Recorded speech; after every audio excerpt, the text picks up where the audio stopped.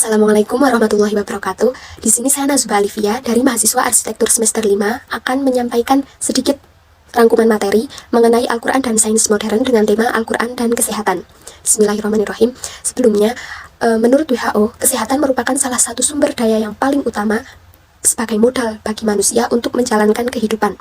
Di dalam Al-Quran, kesehatan sering disebutkan dengan kata asyifa, yang artinya obat atau penyembuh. Kata asyifa sendiri sudah disebutkan sebanyak 24 kali di dalam Al-Quran.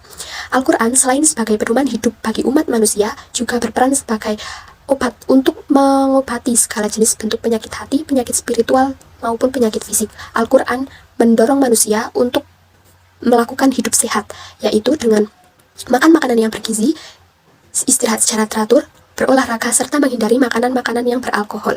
Selain itu, para ahli juga menyebutkan bahwa Al-Quran dapat berperan sebagai penenang hati, yaitu penyembuh bagi segala bentuk penyakit jiwa. Bahkan hanya dengan membaca atau mendengarkan bacaan Al-Quran saja, hati bisa menjadi tenang dan damai.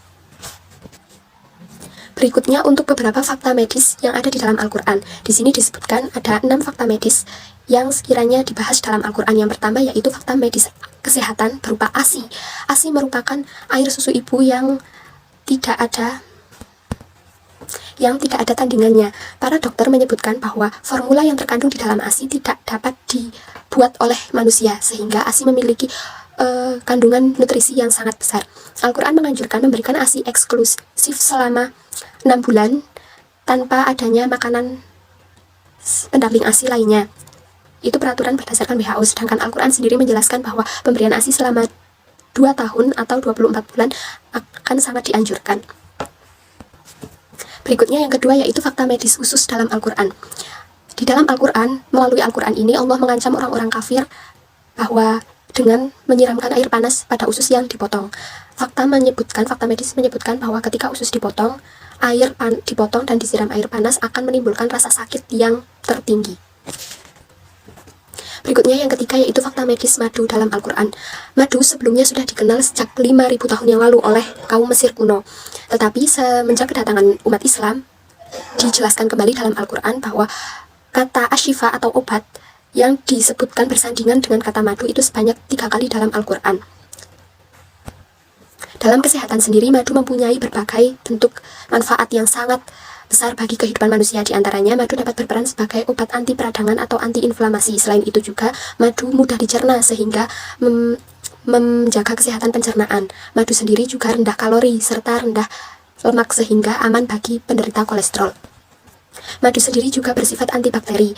Nabi Muhammad pernah bersabda bahwa madu dapat menyembuhkan 77 jenis penyakit, meskipun tidak dijelaskan secara rinci apa saja 77 jenis penyakit tersebut. Dan beberapa para ahli juga menyebutkan dengan mengkonsumsi madu secara rutin akan meningkatkan daya memori atau daya ingat. Yang keempat ada wudhu dan kesehatan. Berwudhu artinya membasuh bagian-bagian wudhu dengan air yang mengalir. Dengan membasuh bagian wudhu dengan air mengalir yang dingin akan melarutkan berbagai jenis kuman yang berpotensi menyebabkan penyakit. Hal ini akan membuat diri kita yang senantiasa teratur berwudhu sebelum melakukan ibadah sholat akan membuat tubuh menjadi selalu terjaga kebersihan dan kesuciannya. Berikutnya yang kelima ada sholat dan kesehatan. Tidak hanya berwudu, tetapi sholat juga mempunyai manfaat kesehatan yang sangat besar. Bahkan ada analisa tersendiri antara hubungan masing-masing gerakan sholat mulai dari takbiratul ihram sampai dengan salam dengan manfaat kesehatan yang diperoleh. Sholat bisa dikatakan sebagai terapi otot atau terapi fisik bagi tubuh, sehingga orang yang senantiasa teratur melaksanakan sholat akan lebih terjaga kesehatan fisik tubuhnya daripada orang yang mungkin beragama non-Islam dan tidak menjalankan sholat. Dan untuk yang terakhir adalah fakta medis puasa dalam kesehatan. Banyak orang takut dengan puasa akan menyebabkan penyakit lambung atau MAH. Padahal sejujurnya para ahli sendiri sudah menyebutkan bahwa justru dengan puasa akan membersihkan lambung sehingga kesehatan pencernaan akan lebih terjaga.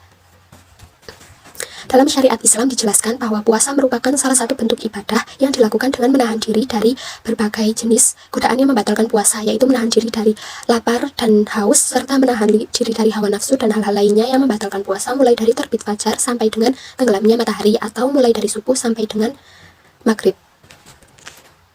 Nabi sendiri sudah pernah bersabda bahwa dengan berpuasalah kamu, maka niscaya kamu akan sehat. Ada beberapa manfaat dari berpuasa yang disebutkan oleh banyak pakar ahli kesehatan di dunia. Di antaranya yaitu dengan berpuasa akan menjaga fisik dan mental serta membuat tubuh menjadi lebih tampak awet muda.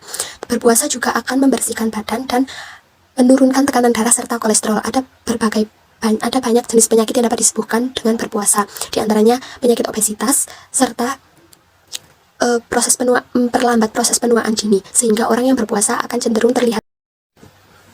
Sekian kurang lebihnya sedikit pemaparan materi mengenai Al-Quran dan sains modern dengan tema Al-Quran dan kesehatan, termasuk makna Al-Quran dan kesehatan serta beberapa fakta medis kesehatan yang ada di dalam Al-Quran. Untuk kurang lebihnya mohon maaf. Wassalamualaikum warahmatullahi wabarakatuh.